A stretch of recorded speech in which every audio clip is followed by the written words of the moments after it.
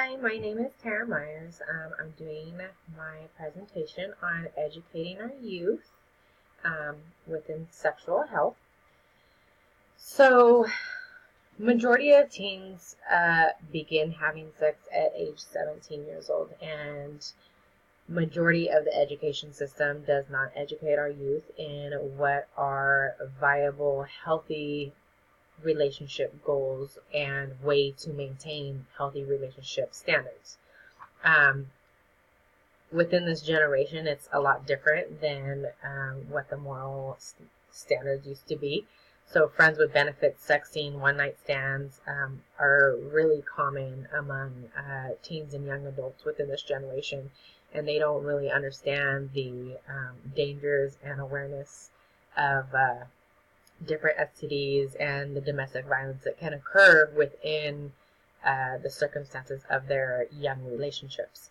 So many times domestic violence begins in the teen years and it continues on throughout the lifestyle of the person, ultimately either continuing the cycle or leading to alcoholism, uh, eating habits, different drug abuse, just different relational consequences. So a lot of teens just don't quite understand the severity of knowledge for sexual health. Also,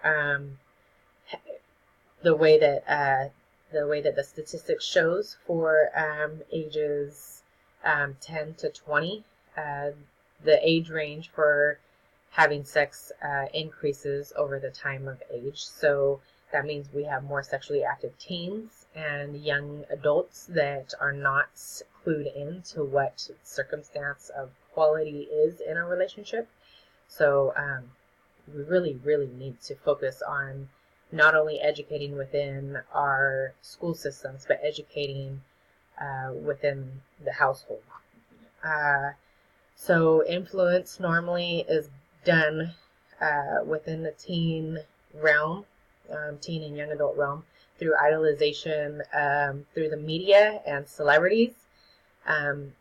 Many times we see it every single time within an ad for, a soda commercial, a pizza commercial, a Carl's Jr. burger commercial. We see sex idolized and popularized all the time within our circumstances, and the Photoshop is outlandishly, popularized within even the skinniest of the skinny and the prettiest of the pretty. So these types of unrealistic goals within a young child's life can really pose problems for self-esteem and materialistic values and life satisfaction in general, because we live within a sex sells generation.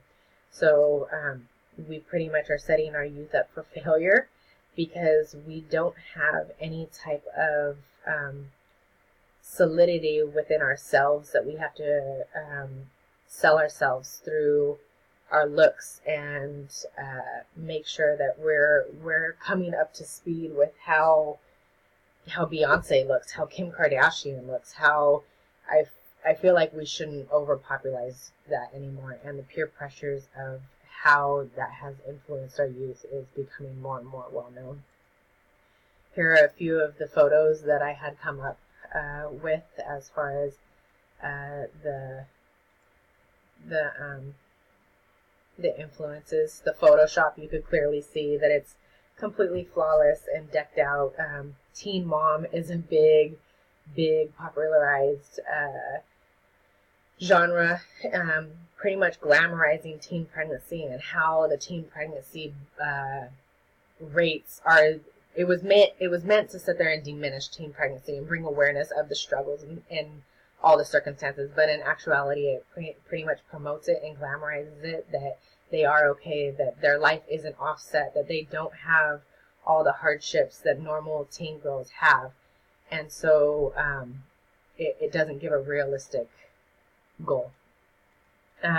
In my son's school, he was able to go through this body safety, be seen and heard, course, which is super amazing. Victor Piccini is his name, and he had a lot of hardships within his own life, and so he wants to really talk about and educate children on how to know body safety and know correct terminologies in order to identify acceptable behaviors and unacceptable behaviors within sexual health. So this awareness empowers and introduces age-appropriate vocabulary for each age range. And so I think that not only with this being taught within the educational system, I know my son had like a assembly with this, so he didn't really get into the nitty gritty of it, but I reached out to Victor Piccini myself and had gotten a ebook of the Be Seen and Heard so that I could go ahead and assist my child in knowing what's appropriate, what's not appropriate within the circumstances. So it's just really, it's really identifying with the children and understanding how we as parents and as adults can help our children comprehend what behaviors are good and what behaviors are not. With that being said, the communication, it's never too early to go ahead and talk to your children about sex. I know children nowadays are obviously exposed to it through different publications and media and marketing. So we need to be the ones that are sitting there saying like, hey, this is acceptable, this is not acceptable. Have an open line communication. When a child doesn't have the trust or feels embarrassed with coming to you, they obviously aren't going to present you with any type of information that's going to solidify your guys' relationship and help them through whatever they're going through within the peer pressures of growing up and reaching those sex talks. So I definitely think that the open line of communication and building that commitment of trust really helps within the circumstance. Not only with that, the consequences of actions within the education system, again, we only have the talk of puberty pretty much. We don't have the talk of consequences or how pregnancies happen and how to truly prevent pregnancies and STDs. So 75% of pregnancies among 15 to 19-year-old girls were unplanned.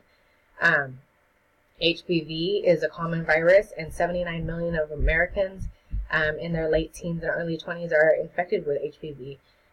Men normally do not even know that they have HPV, but they're carriers of HPV and they spread it. And some women do not have outbreaks, but they carry it, and having unprotected sex just continues the cycle. So understanding how we could sit here and be the influence of good to our children and understand that, you know, just pretty much getting a Band-Aid and a crutch of getting the HPV virus preventative doesn't do much but sit there and allow them to continually have sex or gives them the okay in order to do it. We need to sit there and make them aware of the consequences that are in regards to these actions. Not only that, obviously within the communication line, building healthy relationships within the home environment proves to be successful within their own sexual relationships later on. So we as people have a need for a social connection. We need to touch people. We need to be able to feel and have a connection, a feeling, a drive, a closeness. So sexual and romantic relationships are the central to meeting these certain needs. So if they aren't feeling like their communication, their respect, their safety, and their knowledge are being acknowledged within the household, then we won't ever sit there and build a relationship, and they're just going to continue on with this unhealthy habit. So we need to build better, healthy children within the circumstances.